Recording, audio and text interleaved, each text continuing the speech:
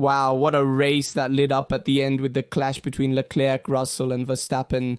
And we all have to comment on this Barcelona Grand Prix together, because it was mainly decided in the early stages with the 3-stop strategy, which then became 4 with Verstappen's safety car, and then in the end with the safety car that came out due to Antonelli's withdrawal.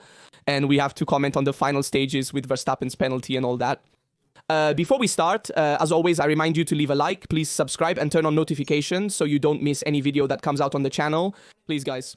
The supportive like is very important to support me in the post-race videos where we react and comment together. Also, tell me your opinion in the comments. First of all, a fairly predictable McLaren double in the sense that we expected a great McLaren here in Barcelona. The new technical directive has had some impact, but not significantly. Then it asserted its dominance, and especially we saw a really strong McLaren with used tires, and behind the other cars, it doesn't wear out the tires that much. The rear tire temperatures remain constant, which is the real advantage of the MCL39. We've said it many times, podium for Leclerc, 3rd position for Charles. That's significant, everyone. This is very good, especially for the Constructors' Championship. In fact, 3rd Leclerc, 6th Hamilton. It's a shame it's said to Hülkenberg, but Hülkenberg most valuable player, and we have to say it because a 5th Sauber is something spectacular, and these are important points for Sauber. However, I draw your attention to the Constructors' standings here below, with McLaren 1st at 362 points, 165, Mercedes 3rd at 159. And Red Bull, due to Max's 10-second penalty, which drops him from 4th position to 10th, well, Red Bull is 4th in the Constructors at this moment and loses important points. Now, let's also comment on Verstappen's penalty. I'll also give you my opinion, but first I want to show you the overtaking that Leclerc did on Verstappen after the restart, because it's something spectacular. And then let's comment on all the race phases, especially those of Ferrari. Here it is. This is what happened between Verstappen and Leclerc, which, among other things, was noticed at the time of recording. So there might be a penalty for Leclerc. Then I'll also tell you my opinion. But look here. So, a choice at Red Bull's home. The choice to mount the hard tire, they were forced to mount it because they did 2 start tests. They mounted 2 soft tires. Unfortunately, Verstappen didn't have a soft tire available. Mounting the hard one was the only choice. And so he had to mount that hard tire. A very wrong choice in my opinion, because it was the worst tire for the final part of the race. No one mounted it in the race. What's the issue with the Pirelli tires? I'll jot down a brief note, then let's examine Leclerc's incident. It's that they slide too much, particularly the rear one. On a track like Barcelona where tire wear is high, but so is the heating of the tires. You're better off making more pit stops with soft tires than doing long stints with hard tires. Otherwise, you're going to overheat the tires and wear them out even more. That's why everyone avoided choosing the hard tire, and generally everyone wanted to avoid the medium one as well, except for Ferrari's choice. With Leclerc's double yellow, which we'll discuss later along with this, first, let's look at this incident here between Leclerc and Verstappen. Look here, guys. I had a heart attack here, a heart attack. I don't know how Max managed to keep the car at this point. Imagine restarting with the safety car, you slide at the last turn and manage to keep the car with hard tires. Everyone around you has soft tires and you with the hard managed to hold something spectacular. Then Leclerc obviously took advantage of it, going inside, and then we see here. In my opinion, Leclerc's expected to have a bit more top speed to pass more easily Max, and so he quickly closes the trajectory on Max. You see that Max is going to close towards the outside because he thought he was a little further ahead. Leclerc, and also, of course, to discourage Verstappen's maneuver. Why does Leclerc know that the ideal trajectory is on the outside for turn 1? And Max, if you leave him the outside, he takes it all, and then tries to take the inside for turn 2. So Leclerc wants to avoid this, and here, for this reason, he hit him, so to speak. Leclerc on Verstappen. Verstappen, of course, complained about this move by Leclerc on the team radio, but in my opinion, he complained, as Max does. It's his strategy to try to penalize everyone when he would be the first to make such a move, perhaps even heavier. So in my opinion, obviously this move by Leclerc, who is closing, should not be penalized. There was minor outside contact. If we penalize even these details, then yes, there's no more race, there's no more racing, there are no more maneuvers at the limit. So In my opinion, everything is regular, while on the contrary, we saw earlier. Let's see if we can already see now in this maneuver. Here with Leclerc, however, we saw the clash with Verstappen and Russell always in turn 1. Let's move on. So here Leclerc takes the position and we move on. Let's see. Okay, it shows us from all angles. We also see this angle here. We really see how Leclerc first. Okay, here Leclerc goes to close. On Max, there is this little contact between the two. In my opinion, Leclerc thought he was a little further ahead, but then it widens. Nothing much, in my opinion, from this point of view. Here, instead, we have Russell's maneuver on Verstappen. Russell takes advantage of it to throw himself inside. Max, leading at the apex, makes contact as he cuts in front of Leclerc and falls behind. Nothing done. No one here has been penalized. No one had to do anything. Also because Verstappen gave back the position, but then he gave it back at the beginning by having that clash with Russell. Russell and Verstappen are penalized for that dangerous maneuver in which, in an attempt to give back the position, they collide in the turn, if I'm not mistaken, 5. And so there's that contact between Max and Russell before then after Max has given back the position. Actually, Russell and that thing there caused a 10-second penalty. I'll show you here from the graphic, a 10-second penalty. These data to Max for causing a collision. In this case, I agree with the decision of the penalty. 10 seconds are a lot. Maybe I would have given 5, but it's right to penalize Max. Not so much because the contact was obviously made, that is, he didn't want to make contact. This just now, obviously, however, created a dangerous situation on the track. So whether he wanted to or not, the contact was there. The intention, perhaps, of Max was not malicious. In that case, he didn't want to throw Russell out, but he created a dangerous situation on the track. In my opinion, there should be seconds or penalties, perhaps 5 instead of 10, since 10 seconds is a lot under safety car conditions. However, obviously the penalty goes beyond the conditions of the track and the gaps at that moment.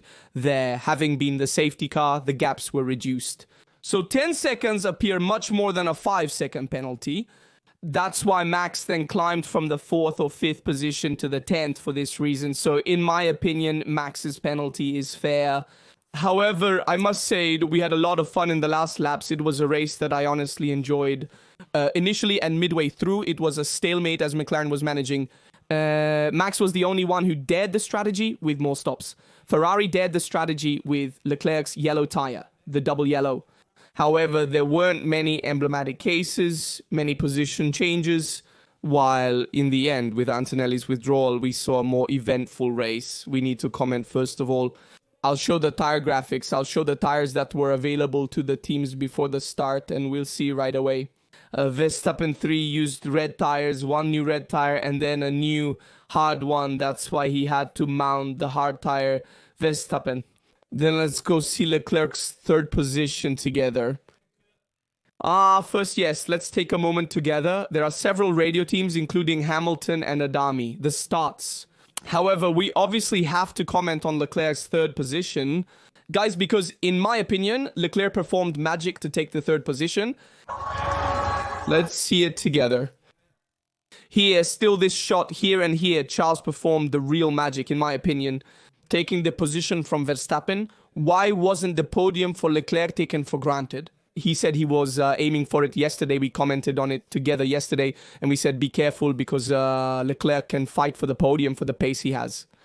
Also for the choice to keep the medium tire, which, however, in hindsight was not the winning strategy. The medium tire choice by Ferrari was unexpected and surprising, as it is rare for them to make such a decision. Everyone said that the soft tire was the best tire for the race because it's a softer tire. You have more grip. There's a lack of grip in Barcelona, especially on the rear tires. So it's preferable to do more laps with the soft tire and maybe make more pit stops compared to mounting either the medium or the hard tire. It's also true that you have to necessarily mount the medium tire because there has to be a change in the pit stops. Tire, you can't make 3 pit stops with all 3 soft tires. You have to necessarily mount a medium tire. So the ideal strategy was 2 red tires to use and 1 medium tire, so 2 soft and 1 medium. Ferrari decided to go with a different strategy with the Leclerc. Let's also look at the time graphics, 2 medium tires and 1 soft tire. In my view, Ferrari erred and could have executed it flawlessly. In the second stint with medium tire, the medium tire was not the ideal tire at that moment. but they insisted on mounting the medium tire. Anyway, back to Leclerc having saved some. And there, in my opinion, there was a bit of stubbornness in the Ferrari team in going to mount that tire, in my opinion, once they understood that the medium tire was not a race tire. And Leclerc has fed off that choice several times. You had to go with the choice of the soft tire, also because there you could fight more easily. As for the podium, without the safety car, the podium was totally gone, and even perhaps the position on Russell. So Ferrari was lucky that Antonelli retired due to an engine problem. Among other things, I also add one thing, pay attention parenthesis, MERCEDES power unit side, because Antonelli has had several problems this season. We saw the withdrawal at Imola due to the accelerator. We now see the problem with the power unit. Keep an eye on Mercedes' power unit issues, as McLaren also uses Mercedes engines. So if problems also emerge during the season on the power unit side at McLaren, it could also affect the championship. We are not used to seeing engine problems. Why the last year? With these rules, the engines have improved over the years in terms of reliability. Because the Fédération Internationale de l'Automobile allowed it. It allowed the teams to work on the engine for reliability, but they could not work on performances. In fact, the engines were frozen. From that point of view, however, Mercedes is having a bit of trouble with this, and those are points lost by Antonelli. With today's withdrawal, so Ferrari was lucky for the safety car. And another thing, now let's comment on the start instead, because Ferrari also played well the positions at the start, taking the positions on the Mercedes. Why without the start? Now let's go see Leclerc's and then Hamilton's. Let's go see Hamilton's. Yes, first is Leclerc's and then Hamilton's, so let's see together. Leclerc started much better than Hamilton. In fact, Hamilton at the start was stuck, and here we immediately see Leclerc trying to pass him. He slips inside. Then we see that Antonelli, who is on the right, can't get through. No, sorry, it seems maybe it was Russell. No, Antonelli, right? Antonelli on the right can't get through. He stays behind. In front, we have Russell, who can't get through. Hamilton also veers to the outside and manages to take the position from Russell. So the move that Hamilton makes, I'll show you here, is a sensational move. At the start, and he took advantage of the somewhat uncertain situation. That is certainly of Norris, who started poorly, and so Russell tried to pass. Norris couldn't manage. It was too much. On the inside, dirty trajectory, let's say the dirty side of the track, and so Hamilton was able to throw himself on the outside with the clean trajectory, with the clean line. And so he took advantage. He had more grip than Russell and passed in turn one, and Leclerc was not able to attack Russell. Here, however, he had already passed at least Antonelli and was chasing Russell. So a lot going on here. Let's move on. Kimi returns, but Leclerc attempts his magic afterwards. Let's see if he succeeds. If they keep the shot, here it is here. It's another Leclerc magic at the start because he immediately manages to throw himself inside Russell. This is Leclerc's magic at the beginning. Where has he decided his race? Look, he unexpectedly threw himself inside Russell. This is a bit of a dive bomb. These are the overtakes that excite us. At least that's what I like. To see from Leclerc when he throws himself inside like this. Then, of course, Rastel tried to cross the trajectory, but in this case, Leclerc immediately defended the inside and managed to take a very important position. In this case, the Ferraris were already ahead of the Mercedes at the start. I told you yesterday as well, be careful because Ferrari has a better pace than Mercedes, and it showed today and it showed on the track, immediately overtaking the Mercedes. At the start, we saw a stronger Ferrari in race pace, especially with soft tires, because then Leclerc chose to mount the medium tires twice. Be aware that there was also a position swap between Hamilton and Leclerc. They arrived late there. Ferrari made a mistake because we have to say the positive things, namely the start, where Ferrari played well with both drivers, but also the negative things where, in my opinion, Ferrari could have done better, namely in the position swap. Once again, they lost a lot of time. Did you know that Leclerc was on a different strategy for better or worse? The one to use two medium tires. Meanwhile, Hamilton chose a different position and strategy. So you had to ask for the swap quickly if you wanted to do it. It's also true that these drivers need to be left a bit free to race. Otherwise, every race we ask for a change of positions and they don't race anymore. They don't overtake anymore. However, Formula One seems to be becoming more and more a team sport among the different teams that face each other. And then afterwards, worst case scenario, once the position is consolidated, the two drivers within the team play it out among themselves. A bit like what McLaren is also doing towards Verstappen, who is their opponent, and they form an alliance to beat him on the track. So this is a bit of the situation at Ferrari. If they haven't played the position swap very cleverly, they could do it earlier. Leclerc had a faster pace than Hamilton in this race, demonstrating it once again. I also want to show you another thing. Obviously, we have to comment on Hamilton's start. I'll show it to you together. Hamilton also had a bad start at the beginning. Then he managed to recover. Here he had started badly. In fact, he immediately defended his position, but he was lucky. Let's move on. Here, when Russell attacked, he was able to throw himself to the outside and therefore took the position over Russell. And he was then close to the trio up front with Verstappen, who had taken the position over Norris with a great attack. There too, Verstappen made a good start by immediately sandwiching himself between the McLarens. Once again, Norris has messed up the start. Guys, we have to say it. Norris keeps messing up the starts. It's a significant weak point. That is, it goes against the English driver in a season where you're fighting for the title. So Norris needs to improve this thing, because you can't fight for the world championship and mess up all the starts, especially if you have such a fierce Verstappen behind you. However, McLaren is a superior car. We saw it even in the race with an incredible pace, and we even saw Piastri's fast lap in 1:15.7, a photonic lap. And yet we also want to comment on Hamilton's loss of position, who loses the position to Hülkenberg. Hülkenberg finishes 5th in most valuable player standings, a surprise result for Sauber that I never expected. And he definitely got the most out of the race, and certainly from the safety car as well. However, it must be said that Hülkenberg had slightly newer tires, 10 laps on the final softs, while Hamilton had 14. But you can't let yourself be overtaken by Hülkenberg. In my opinion, a 7-time world champion like Hamilton, remember, Hamilton is a driver that I respect a lot, among my favorite drivers, even in Formula 1. But you can't afford to be attacked by a driver like Hülkenberg. It must be said that Hamilton complained a lot in this race, even on the team radio with Adami, about the grip of the tires. In fact, I'll let you hear it first. I'll also show you the swap we mentioned earlier. Let's go see it together with Hamilton, who at the beginning was a bit defensive, and then the swap of positions came. This is from the onboard, from Hamilton's rear view, who lets Leclerc pass. Now, I'll also show you the team radio, that of Adami with Hamilton. In fact, I'll tell you, just because Adami asks Hamilton to maybe try engine brake mode 4, and Hamilton says, look, I'm really skidding everywhere, I'm sliding everywhere, I can't drive with these tires.